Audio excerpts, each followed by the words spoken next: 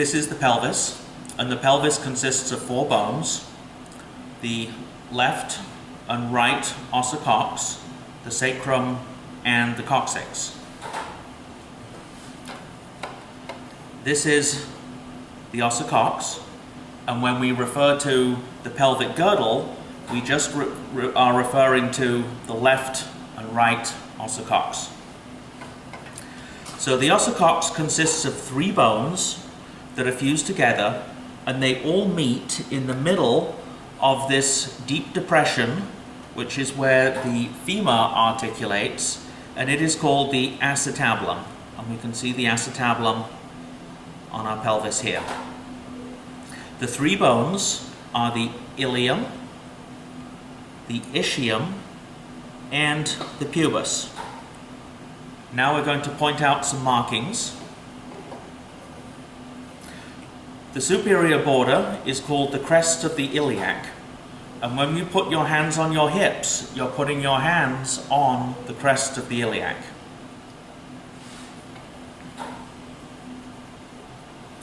So remember that this is the anterior and this is the posterior.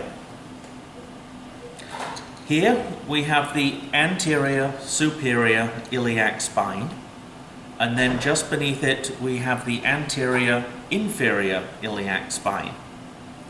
At the posterior we have the posterior superior iliac spine and the posterior inferior iliac spine.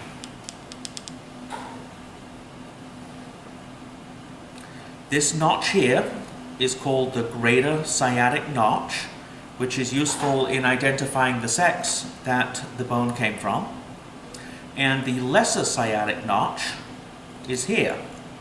In between the two, we have the ischial spine, and the ischial spine is also useful for the determining sex of the bone.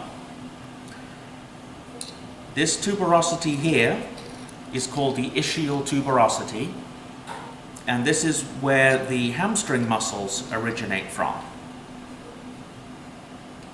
This large foramen here, which can be seen on the pelvis here, is called the obturator foramen.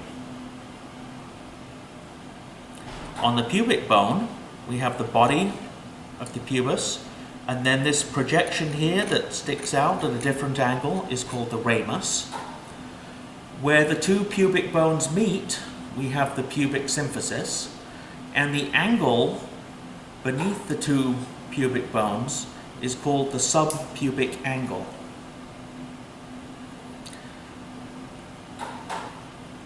Taking a view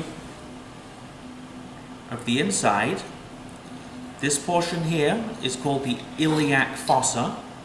It's a shallow depression.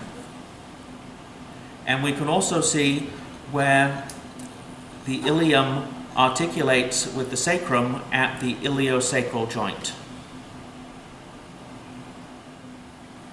This is the right femur.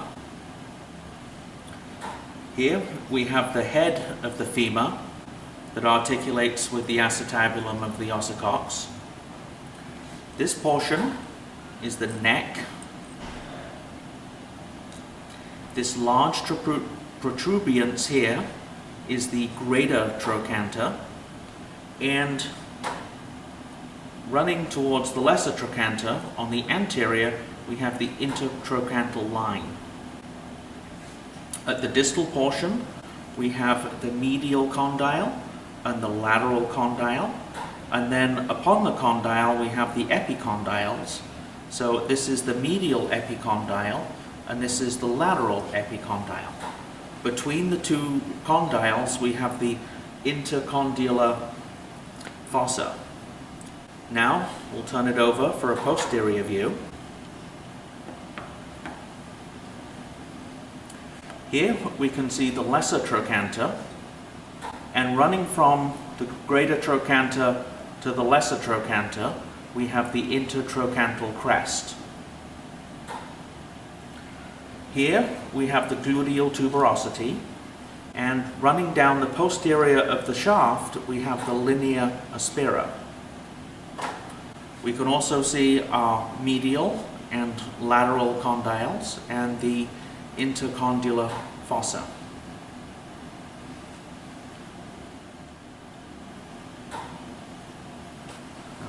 This is the patella. We'll move these bones out of the way. So the flat part on the superior part is called the base, and then the point is the apex.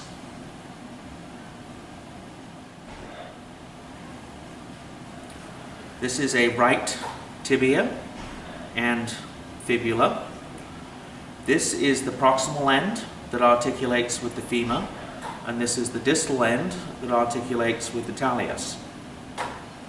On the anterior, at the proximal end, we have the tibial tuberosity, and this is where the patellar ligament inserts.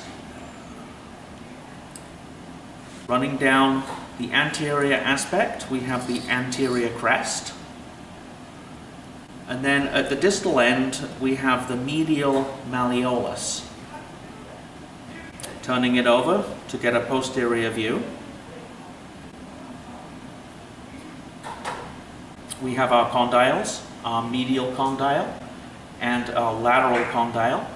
And between the two condyles, we have the intercondylar eminence. Then on each side, we have the epicondyles, the medial epicondyle and the lateral epicondyle. Our fibula, we have the head of the fibula, and on the distal end, we have the lateral malleolus. Might as well jump!